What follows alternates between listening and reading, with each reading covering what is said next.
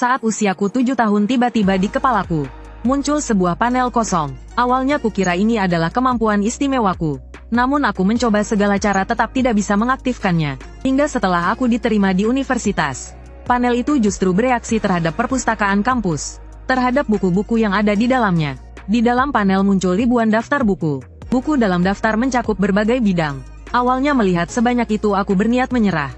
Namun aku mendapati jika 3 hari tidak membaca, aku langsung kehilangan suara dan menjadi bisu. Tak punya pilihan aku pun menggunakan 4 tahun kuliah untuk membaca semua buku itu. Dan sejak saat itu panel di kepalaku justru menghilang begitu saja. Hingga menjelang kelulusan universitas, aku dan 3 sahabat sekamarku selesai makan perpisahan. Baru keluar dari restoran kami merasa ada yang aneh. Jelas-jelas hujan deras mengguyur. Namun saat mengenai tubuh tidak terasa tidak nyaman. Malah membuat mabuk kami langsung hilang. Bahkan memberi rasa nyaman yang aneh. Yang lebih aneh lagi, panel yang sempat menghilang tiba-tiba muncul kembali. Dan kali ini panel hanya menampilkan 3 kata besar. Sedang mengisi daya. Kekuatan apa yang bisa membuat panel mengisi daya? Aku langsung sadar hujan ini pasti tidak sederhana. Lalu aku segera berpesan pada mereka bertiga. Abang, Yuliang, Xiaozu, sekarang juga kita pergi ke tempat hujan paling deras. Dan terus kehujanan sampai hujan ini berhenti. Mendengarnya mereka bertiga menatapku dengan heran. Kakak kedua, kamu tidak bercanda kan? Meskipun hujan ini terasa nyaman, tidak mungkin kita kehujanan terus seperti ini. Namun saat mereka melihat tatapan mataku yang tegas, mereka tidak berkata apa-apa lagi. Anggap saja ini kegilaan terakhir bersama saudara sebelum lulus. Lalu hujan ini terus turun sejak tengah malam pukul 12, hingga pagi hari pukul 6. Secara logika, kehujanan selama 6 jam, seharusnya membuat kami mengantuk lelah dan kedinginan. Namun anehnya, kondisi mental kami justru semakin baik. Tepat saat kami bersiap untuk pulang, aku tiba-tiba menyadari pepohonan di pinggir jalan tampak tidak beres. Jelas-jelas tadi malam batang pohon masih layu. Namun semalam saja sudah tumbuh banyak daun baru. Pada saat itu adik ketiga Xiao Yuli yang tiba-tiba berseru, "Saudara-saudara, aku menemukan sesuatu." Tentang hal ini, tanda pertanda, kita cepat ke supermarket. Semua fenomena aneh ini terjadi bersamaan. Sangat mungkin menandakan sesuatu besar akan terjadi. Kita harus mengumpulkan persediaan secepatnya, sebelum masyarakat umum menyadarinya. Kalau tebakan kita salah, paling tidak kita makan bertahun-tahun. Kalau benar, ini akan menjadi jaminan hidup di masa depan. Dan saat kami membawa persediaan kembali, kami kembali menemukan keanehan. Adik ketiga Xiao Yuliang yang biasanya lemah dan sering sakit, kini malah mengangkat galon air 40 kg dengan lincah. Sementara kami bertiga yang lain, masing-masing memikul 100 kg makanan tanpa kesulitan. Ini jelas efek peningkatan dari hujan itu. Lalu kami membawa semua barang itu kembali ke asrama. Namun jika benar kiamat akan datang, persediaan ini masih jauh dari cukup. Maka dalam 4 jam berikutnya, kami menghabiskan seluruh uang yang kami miliki. Namun melihat asrama yang penuh dengan persediaan, bertiga kembali ragu. Kakak kedua, apa kamu yakin? Kali ini kita benar-benar menghabiskan seluruh harta. Pandangan mataku langsung mengarah keluar jendela. Kalian lihat, rumput yang baru dipotong kemarin. Hari ini tingginya sudah setinggi paha kita. Bahkan ukuran serangga di dalamnya juga membesar 2 hingga 3 kali. Seumur hidup kalian, pernah melihat atau mendengar hal seperti ini? Mendengar itu mereka saling berpandangan, lalu menggelengkan kepala, dan tidak berkata apa-apa lagi. Setelah itu aku menyuruh mereka masing-masing menelepon keluarga untuk menimbun persediaan. Benar saja dalam waktu kurang dari setengah hari, banyak orang di berbagai belahan dunia juga menemukan kejanggalan. Pusat perbelanjaan dan minimarket besar disapu habis. Di antaranya ada banyak orang yang kehujanan, dan menyadari perubahan pada tubuh mereka. Sayangnya waktu hujan terjadi adalah dini hari di Longguo, sehingga jumlah orang Longguo yang kehujanan relatif sedikit. Namun yang tak disangka siapapun, 18 jam setelah hujan itu berlalu. Namun hujan kali ini memberi perasaan yang sangat buruk. Saat mengenai tubuh terasa perih yang jelas. Bahkan air hujannya membawa sedikit bau amis. Yang paling penting, panel di dalam kepalaku tidak bereaksi sama sekali. Maka aku segera menarik 3 saudara baikku kembali ke asrama, dan menyuruh mereka memberitahu keluarga agar tidak kehujanan kali ini. Kakak tertua Chen Yi bahkan ingin membujuk mahasiswa lain untuk kembali. Namun aku langsung mencengkeram pergelangan tangannya. Percuma, perkataan kita tidak punya wibawa. Lagi pula, sejak sore mereka sadar perlu menimbun persediaan. Kami sudah dijauhi oleh mereka, dan semua ini pun hanya dugaanku. Jika tebakanku salah mereka malah akan menyimpan dendam pada kami. Tak lama kemudian ponsel kami menerima sebuah notifikasi. Itu adalah informasi resmi dari Longguo. Memerintahkan semua orang segera menjauh dari hujan. Siaran sekolah juga menyampaikan pesan yang sama. Namun masih banyak orang yang memilih mengabaikannya. Mengira ini hanyalah kebohongan untuk mencegah mereka menjadi kuat. Hingga pukul 5 pagi, aku terbangun dari tidur. Saat hendak menyalakan lampu baru sadar listrik padam. Di luar jendela juga gelap gulita. Setelah sarapan, langit perlahan mulai terang. Barulah kami bisa melihat keadaan di luar. Kampus yang dulu indah, dalam semalam berubah menjadi tanah tandus. Bunga rumput dan pepohonan hampir semuanya mati. Bahkan pagar logam pun terkorosi parah. Yang lebih mengerikan, di genangan air tergeletak banyak tubuh yang telah terkorosi. Melihat teman-teman lama berubah menjadi seperti itu, keempat orang di asrama lama terdiam tanpa kata. Namun kami semua menyadari dengan jelas. Akhir zaman, benar-benar telah tiba. Saat kami masih kebingungan harus berbuat apa. Hujan hari ketiga turun tepat waktu. Kali ini banyak orang tidak berani lagi masuk ke dalam hujan. Namun saat menyentuhnya aku langsung menyadari. Hujan ini sangat mirip dengan hari pertama. Namun terasa ada sesuatu yang berbeda. Apa sebenarnya perbedaannya? Meski begitu aku tetap bersikeras. Membawa 3 orang asrama masuk ke dalam hujan. Mahasiswa lain melihatnya namun tak berani bergerak. Mereka seolah sedang menunggu kabar pasti dari pihak berwenang. Namun mungkin karena hujan kedua telah mengikis sebagian besar jalur komunikasi. Mereka menunggu hampir 2 jam penuh untuk mendapat informasi. Warga masyarakat yang terhormat, silakan segera memasuki hujan ini. Jika muncul ketidaknyamanan, segera menjauh. Ini adalah pernyataan resmi pemerintah. Begitu singkat dan langsung. Kemungkinan para petinggi negara juga menyadari bahwa umat manusia mungkin menghadapi ancaman yang belum pernah ada. Dan harus menyatukan kekuatan seluruh rakyat. Dan pada saat ini aku yang berada di tengah hujan, kembali menemukan sesuatu yang aneh. Rumput yang semula gundul kini menghijau dengan kecepatan mencengangkan. Dan serangga yang bertahan setelah hujan kedua, membesar hingga puluhan kali lipat. Seekor kodok di kejauhan bahkan sudah setinggi setengah manusia. Namun yang aneh adalah, manusia justru tidak mengalami perubahan serupa di hujan ini. Setelah kami kembali ke asrama, barulah kami perlahan menyadari kejanggalan. Jika hujan pertama adalah penguatan, dan hujan kedua adalah penyaringan, maka hujan ketiga membawa kemampuan khusus. Terlihat kakak tertua Chen Yi mengangkat tinjunya. Kekuatan berat terpancar keluar dari dalam tubuhnya. Lalu dengan cepat mengental membentuk wujud. Menjadi dinding tanah setinggi setengah manusia berdiri di depannya. Seperti sebuah perisai kokoh. Saat itu adik keempat Suzhou juga membuka telapak tangannya. Aliran air aneh terus mengalir keluar dari tangannya. Di bawah kendalinya air itu seperti ular hidup, melayang dan bergerak di udara. Sedangkan kemampuan adik ketiga Xiao Yuli yang agak istimewa. Menurutnya itu adalah kontrak. Namun karena belum ada objek kontrak yang cocok, maka belum bisa diperlihatkan. Sedangkan aku sendiri tampaknya memperoleh 2,5 kemampuan. Satu adalah kemampuan mental dari 2 hujan sebelumnya. Yang lain adalah panel yang selesai terisi daya. Membantuku membuka ruang virtual berkapasitas 500 meter kubik. Adapun setengah kemampuan lainnya, mirip panel informasi. Tingkat kedekatan 92 sekarang aku hanya perlu melihat mereka bertiga. Tingkat kedekatan 92 di depanku akan muncul informasi atribut yang sesuai. Tingkat kedekatan 92 yang lebih keterlaluan lagi. Saat aku bercermin, aku bahkan bisa melihat informasiku sendiri. Lalu aku berjalan ke dekat jendela. Dengan wajah serius, kita bereskan barang-barang dulu. Dan masukkan ke dalam ruang virtualku. Kita mungkin tidak bisa lama tinggal di area kampus. Mendengar itu Suzhou menunjukkan ekspresi bingung.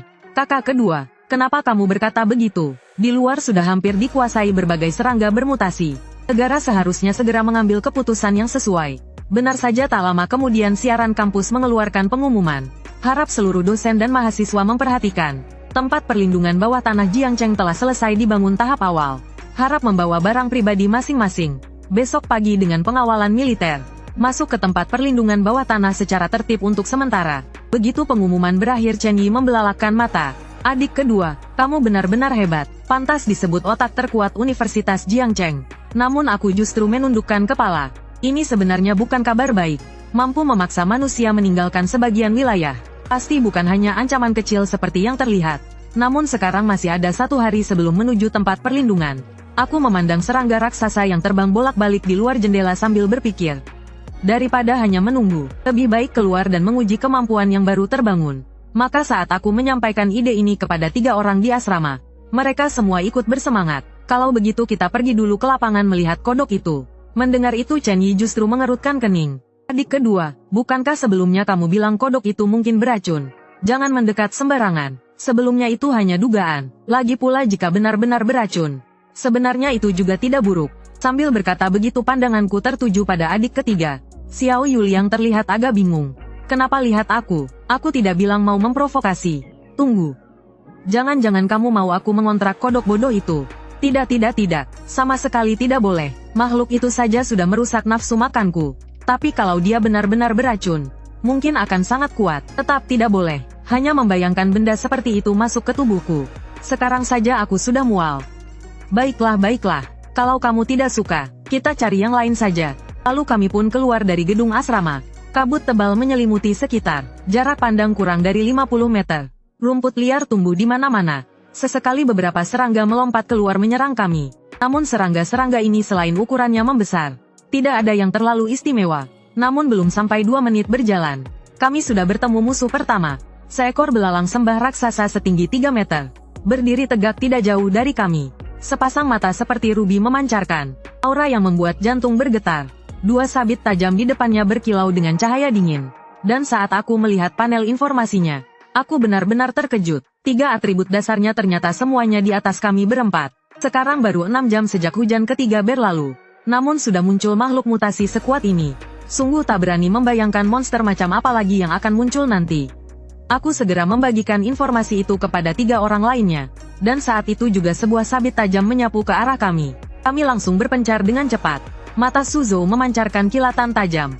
3 aliran air deras menyembur dari telapak tangannya. Bagai ular roh licik yang bergerak lincah. Menghindari sabit tajam belalang raksasa itu, lalu menyusup ke bagian bawah perut makhluk raksasa itu. Disusul hantaman keras seperti palu berat, yang menghantam tepat ke area jantungnya. Belalang sembah raksasa itu langsung mengeluarkan jeritan nyaring. Sepasang kaki depannya yang seperti sabit raksasa mengamuk liar. Saat itu Chen Yi mengepalkan kedua tangannya dengan cepat, lalu mengambil posisi kuda-kuda dengan kuat. Cahaya kuning tanah memancar deras dari tubuhnya. Dalam sekejap berubah menjadi dinding tanah kokoh yang menjulang, menahan serangan brutal belalang raksasa itu.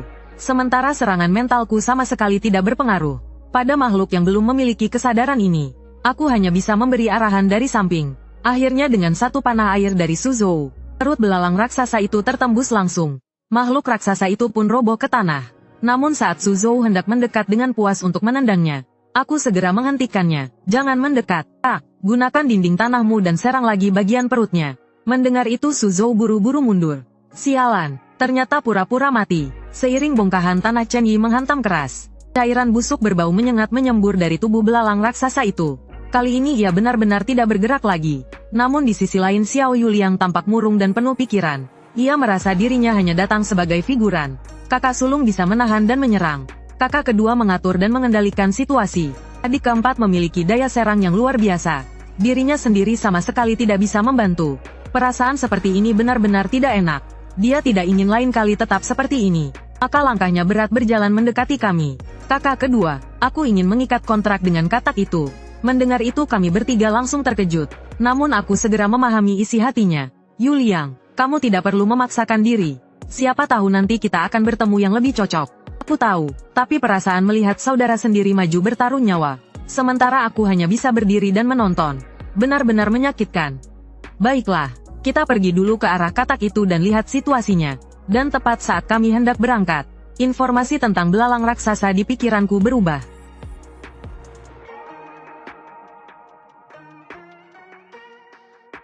Melihat itu mataku langsung berbinar.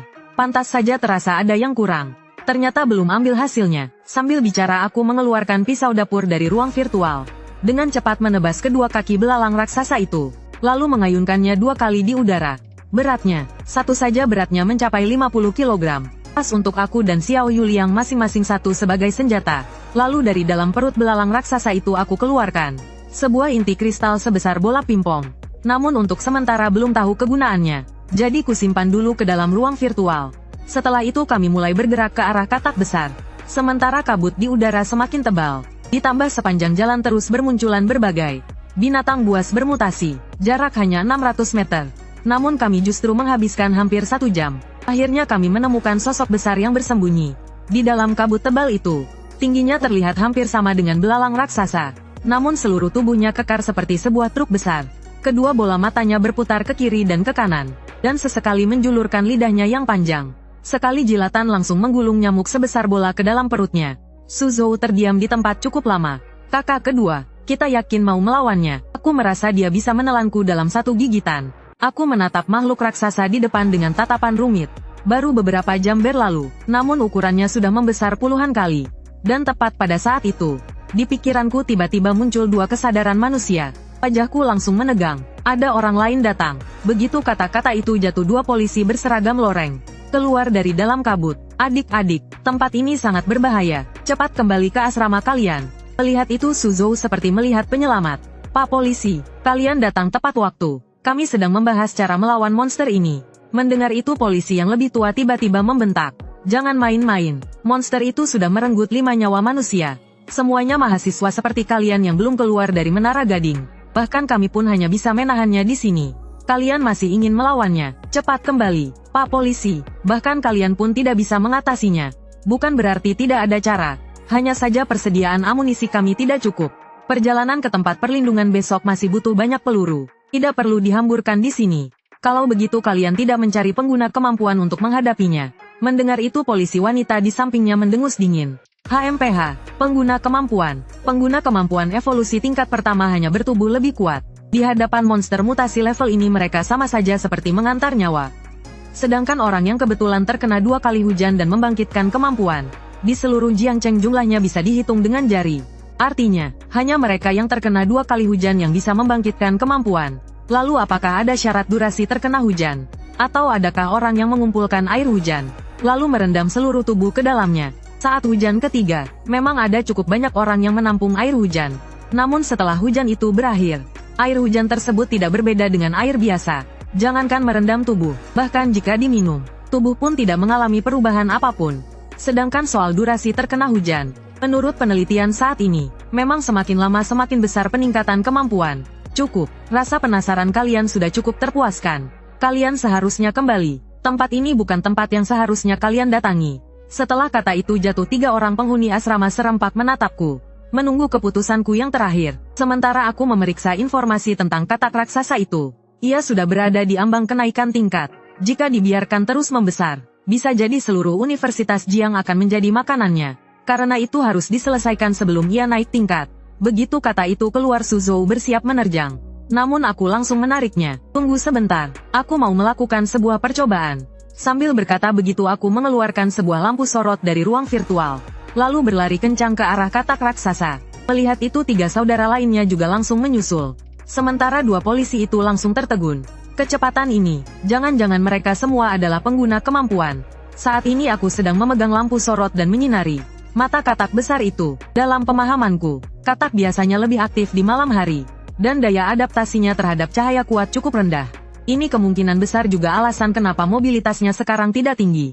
Lalu setelah aku menemukan sudut yang tepat, dan lampu sorot tepat menyilaukan matanya, katak raksasa itu benar-benar berhenti sekitar 2 detik. Sayangnya jika disinai dalam waktu lama efeknya tidak besar. Kemudian Suzhou menyerang perut katak dengan aliran air. Namun katak itu sama sekali tidak bereaksi. Bahkan tidak meliriknya sedikit pun. Suzhou tiba-tiba merasa dirinya sedang diejek oleh seekor katak. Dan langsung bersiap melancarkan serangan lagi. Namun aku menahannya. Katak ini telah membangkitkan kemampuan elemen air. Kemungkinan besar memiliki resistansi terhadap air. Kali ini biar aku yang turun tangan. Setelah berkata begitu aku memejamkan mata. Membiarkan kekuatan mental perlahan terkumpul. Lalu berubah menjadi anak panah yang dilepaskan. Langsung menembus ke lautan kesadarannya. Mulut besar itu langsung mengeluarkan jeritan menyakitkan. Racun menyembur keluar terus-menerus dari tubuhnya. Memercik kererumputan di sekitarnya. Dan seketika mengikis habis tanaman liar. Lalu aku mengangkat lampu sorot dan menguncinya lagi selama 2 detik. 3 orang lain dari asrama langsung memanfaatkan kesempatan itu. Begitulah kami berempat melawan katak raksasa dengan taktik gerilya. Saat itu seorang polisi berlari ke hadapan polisi senior. Komandan, belalang sembah raksasa sebelumnya sudah diselesaikan seseorang. Bahkan 2 lengan sabitnya juga sudah diambil. Mendengar itu polisi wanita di sampingnya tampak sangat terkejut. Lengan sabit, yang kamu maksud itu yang itu. Polisi muda itu mengikuti arah jari yang ia tunjuk. Wajahnya langsung penuh dengan ketidakpercayaan. Tidak salah. Jadi benar-benar para mahasiswa ini yang menghabisinya. Lalu setelah setengah jam pertempuran, tubuh katak raksasa itu sudah penuh luka. Akhirnya ia menyadari ada yang tidak beres dan bersiap melarikan diri. Chen Yi dengan cepat membentuk dinding tanah menghalangi di depannya. Namun bagi seekor katak ini sama sekali tidak berguna. Terlihat ia menekuk kedua kaki lalu meloncat tinggi. Dan tepat saat mencapai titik tertinggi di udara, rasa sakit hebat kembali menghantam pikiranku. Tubuh raksasa itu langsung terhempas keras ke tanah. Melihat itu keempat orang segera maju memberi serangan terakhir. Tak lama kemudian napas katak itu makin melemah. Sepasang mata besarnya yang berair seakan memohon ampun. Namun wajahku sama sekali tidak menunjukkan belas kasihan. Adik ketiga, apa kamu ingin mengontraknya? Xiao Yuliang menatap makhluk raksasa itu sambil berpikir lama. Kakak kedua, bunuh saja. Tubuhnya telah berlumuran terlalu banyak darah rekan kita. Tidak pantas hidup. Mendengar itu aku mengangguk. Tanpa ragu aku langsung menghabisinya dengan bilah sabit belalang.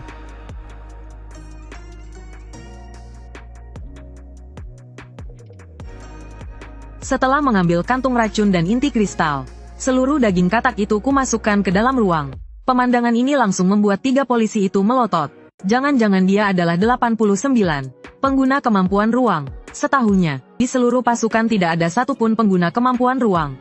Terlebih lagi kemampuan ini di akhir zaman. Hanya untuk memindahkan logistik saja sudah tak tertandingi. Dia tidak ingin orang seperti ini lolos dari hadapannya. Karena itu dia segera menghampiri kami. Mahasiswa, apakah kalian mau bergabung dengan kami? Mendengar itu keempat penghuni asrama langsung tertegun. Dalam situasi sekarang, bergabung dengan militer jelas bisa memberi kami jaminan keamanan terbesar. Namun setelah berpikir lama kami tetap menolak. Militer memang bagus, tapi belum tentu cocok untuk mahasiswa yang baru terjun seperti kami. Namun perwirahu itu tetap tidak menyerah. Dia kembali mengusulkan agar kami ikut mengawal para dosen dan mahasiswa Jiangda menuju bunker. Dan sebagai gantinya, kami bisa diberi 4 senapan serbu, dan 12 granat tangan. Mendengar itu mata kami langsung berbinar. Di satu sisi, kami memang sudah berencana pergi ke bunker. Jika benar-benar terjadi masalah di jalan, kami tentu tidak akan tinggal diam. Di sisi lain, pria mana yang bisa menolak godaan memegang senjata?